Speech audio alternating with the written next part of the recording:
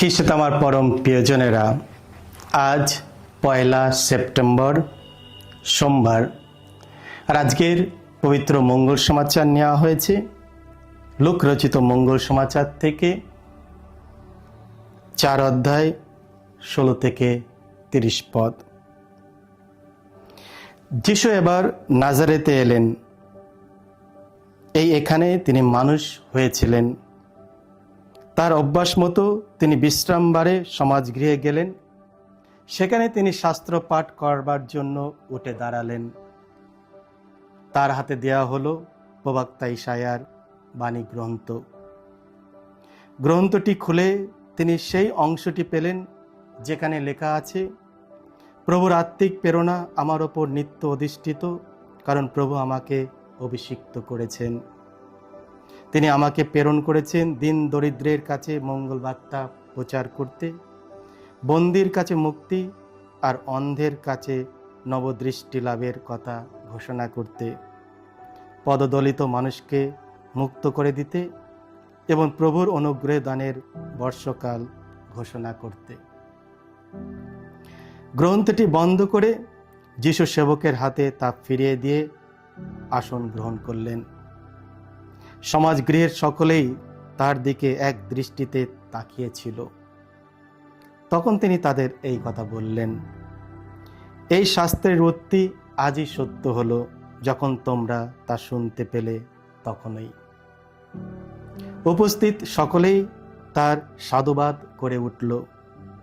তার মুখে এমন হৃদয়গ্রাহী কথা শুনতে পেয়ে তারা সবাই আশ্চর্য হয়ে গেল।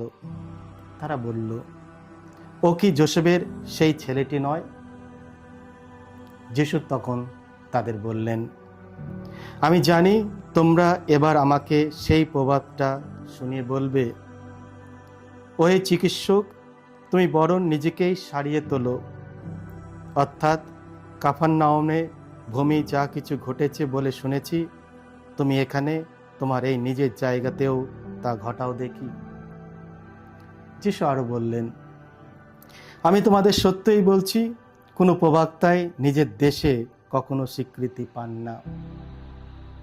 সত্য সত্যিই বলছি, প্রবক্তা এলিয়ার সময়ে যখন 3.5 বছর ধরে আকাশ থেকে এতটুকু বৃষ্টি পড়েনি, যখন সারা দেশ জুড়ে ভীষণ দুর্ভিক্ষ হানা দিয়েছিল, তখন তো ইসরায়েল দেশে অনেক বিধবা ছিল।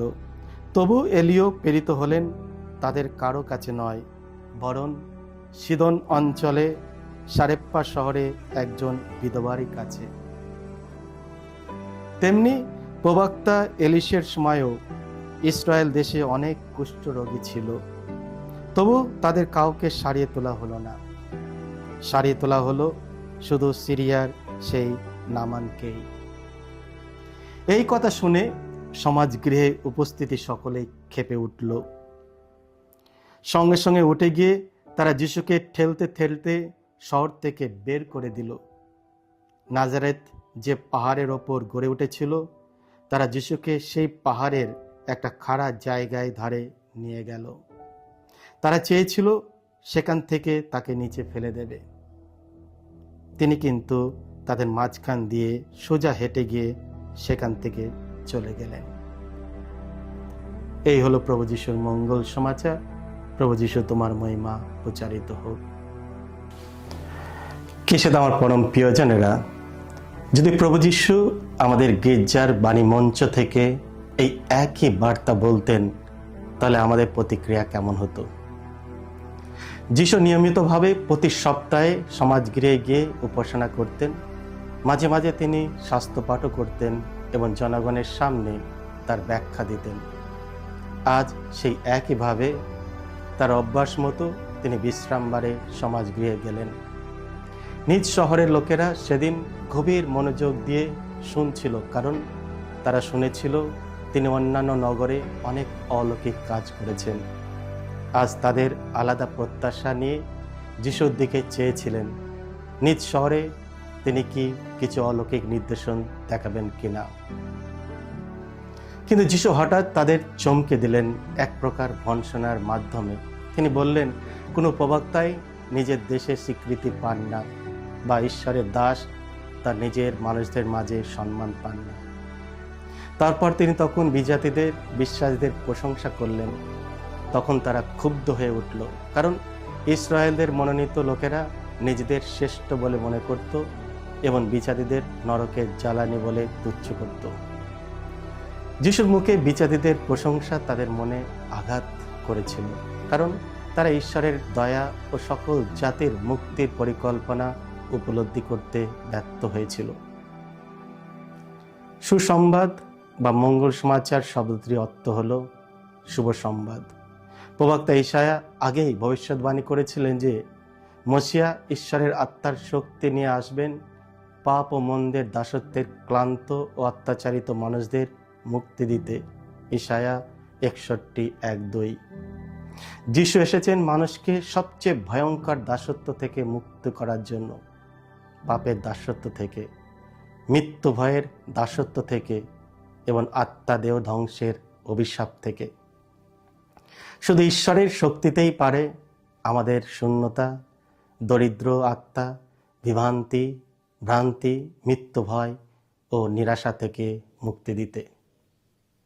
খ্রিস্ট আমার পরম প্রিয়জনেরা, আজ প্রভু যীশু বললেন, এই শাস্ত্রের উক্তি আজই সত্য হলো যখন তা শুনতে পেলে তখনই। এখানেই এই মুহূর্তে যখন আমরা সবাই এই শব্দগুলো পড়ছি, যিশু চান আমাদের জীবনে তার স্বাস্থ্যবাণী পূর্ণ করতে। তিনি আমাদের সকলকে আমন্ত্রণ জানাচ্ছে আবিষ্কার করতে কিভাবে এই স্বাস্থ্যবাণী আমাদের নিজেদের গল্প বলে মনে হয় এবং পরিত্রাণের সুসংবাদ প্রকাশ করে। আজ স্বাস্থ্যপাঠ নিয়ে যখন আমরা চিন্তা করব, তখন পবিত্র আত্মার কাছে প্রার্থনা করব যেন তিনি আমাদেরকে দেখায় এই স্বাস্থ্যবাণী কিভাবে আমাদের জীবনের পূর্ণ হয়েছে। তার কাছে এটাই জিজ্ঞাসা করার দরকার, কোন কোন অংশ এখনো পূর্ণ হয়নি। অবশেষে প্রার্থনা করা উচিত আমরা কি করতে পারি যাতে সেই পূর্ণতার আরো এক ধাপ কাছে যেতে সক্ষম হই। এই সেপ্টেম্বর মাসে প্রতিদিন এইভাবে চেষ্টা করি এবং দেখি পবিত্র আত্মা কিভাবে আমাদের পরিচালনা করেন। বাইবেল পড়ার সময় ধীরে ধীরে আস্বাদন করুন। পবিত্র আত্মাকে আপনার হৃদয়কে এই গল্পের মধ্যে ভাসিয়ে দিতে দিন।